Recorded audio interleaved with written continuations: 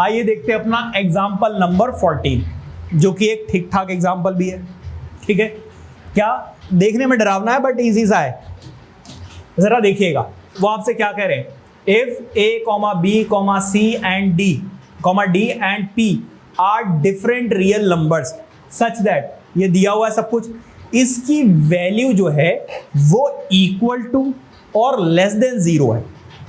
ठीक है, तो इसका जो आंसर आएगा या तो वो जीरो के इक्वल आएगा या उससे छोटा होगा, इसका मतलब नेगेटिव। ठीक है, अच्छा, then show that A comma B comma C and D are in GP. अगर आपको ये शो करना है कि ये जीपी में है तो हमें क्या करना होगा, B over A is equal to C over B is equal to D over C. भाई A2 divided by A1, A3 divided by A2, A4 divided by A3। क्या बात समझ में आ रही है?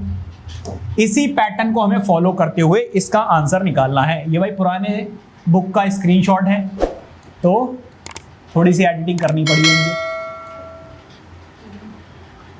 ठीक है भाई, हकीकत आ गई सामने, एक्सपोज। ये है भाई आपका एग्जाम्पल 14। जरा देखिए, हाँ जी भाई, बातें नहीं बिल्कुल भी। हमें क्या करना है, हमें लेना जी left hand side. Left hand side की अगर मैं बात करूं तो दिया हुआ है A square plus B square plus C square, साथ में दिया हुआ है क्या, पी स्क्वायर। 2 साथ में है A B plus B C plus C D, और मल्टीप्लाई किया हुआ है किससे, पी से, और साथ में क्या है, B square plus C square plus D square, ऐसे ही कुछ दिया हुआ है। अब जरा देखिएगा, इस पी स्क्वायर को मैं इससे मल्टीप्लाई कर रहा हूं तो ए स्क्वायर पी स्क्वायर आ जाएगा ही नहीं आ जाएगा। इसको इससे मल्टीप्लाई करूंगा तो क्या आ जाएगा, बी स्क्वायर पी स्क्वायर आ जाएगा या नहीं आ जाएगा। इसको इससे करोगे तो सी स्क्वायर और पी स्क्वायर आ जाएगा या नहीं आ जाएगा। आप चाहो तो कंबाइन करके भी लिख सकते हो। ठीक है, कंबाइन मतलब होल स्क्वायर एक बार। इसको इससे करोगे तो क्या आ जाएगा, 2ab आ जाएगा या नहीं आ जाएगा।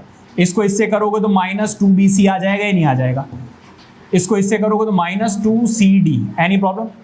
अच्छा, साथ में क्या है, p भी मल्टीप्लाई होगा तो यहां पर भी p आ जाएगा, यहां पर भी p आ जाएगा और यहां पर भी p आ जाएगा। क्या यहां तक सब कुछ क्लियर है?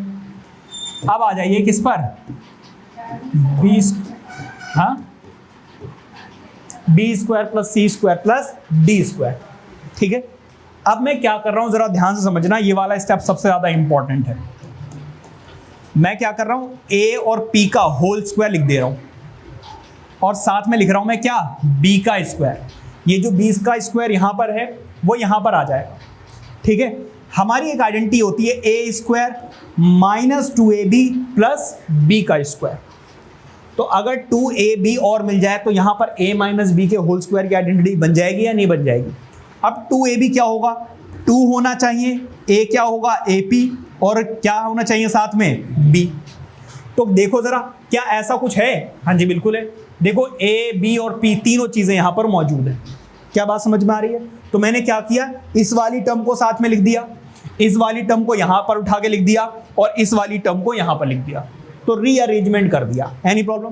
और इसको मैं ब्रैकेट में भी बंद कर रहा हूं, प्लस अब क्या लिख रहा हूं मैं, बी पी का होल स्क्वायर। ठीक है भाई, बी पी का होल स्क्वायर।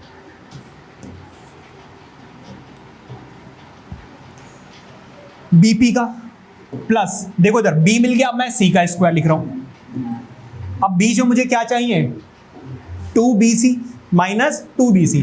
तो 2, देखो यहाँ पे a square -2ab plus b square होता है, तो a की वैल्यू यहाँ पर क्या है, bp, और b की वैल्यू यहाँ पर क्या है, c।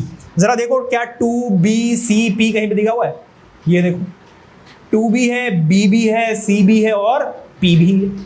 तो बेसिकली मैंने क्या किया, रीअरेंजमेंट कर दिया, इसको साथ में लिख दिया, साथ में इसको लिख दिया और साथ में c, और लास्ट वाला अब क्या बचा वो आपको खुद ही पता चल गया है। क्या बचा है भाई, cp का होल स्क्वायर -2cpd और साथ में क्या आएगा, d का स्क्वायर। Any problem? क्या ये सभी आइडेंटिटीज नहीं बन गई किसकी, जरा देखो, a माइनस बी के होल स्क्वायर की, यहां पर क्या हो जाएगा, a माइनस बी के होल स्क्वायर की। ये वाली भी आइडेंटिटी बन गई कौन सी, a माइनस बी के होल स्क्वायर। क्या यहां तक सब कुछ क्लियर है? अगर आप इस चीज पे ध्यान दें तो ये भी स्क्वायर है, ये भी स्क्वायर है और ये भी स्क्वायर है।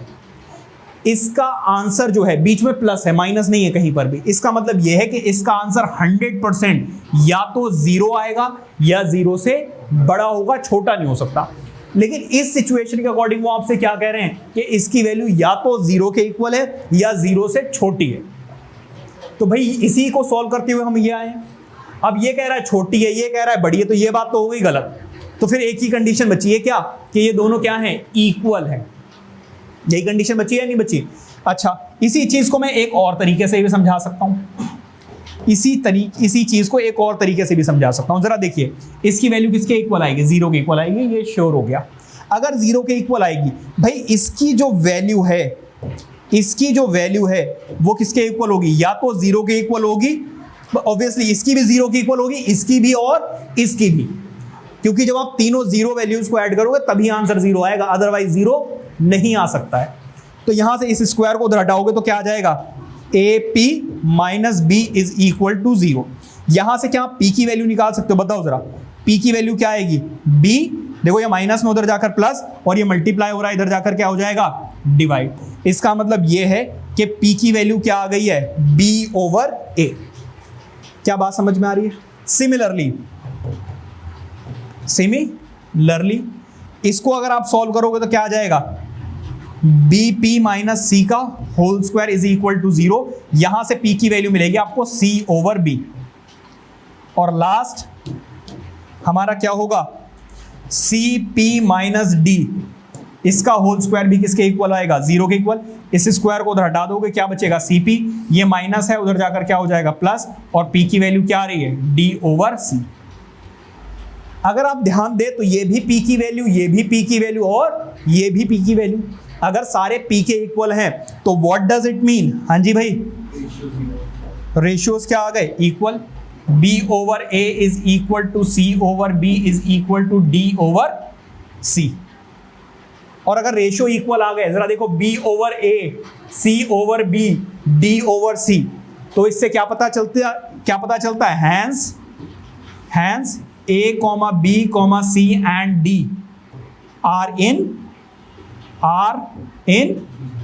G। क्या समझ में आया किस तरीके से क्वेश्चन हुआ? Any problem? नोट कीजिए।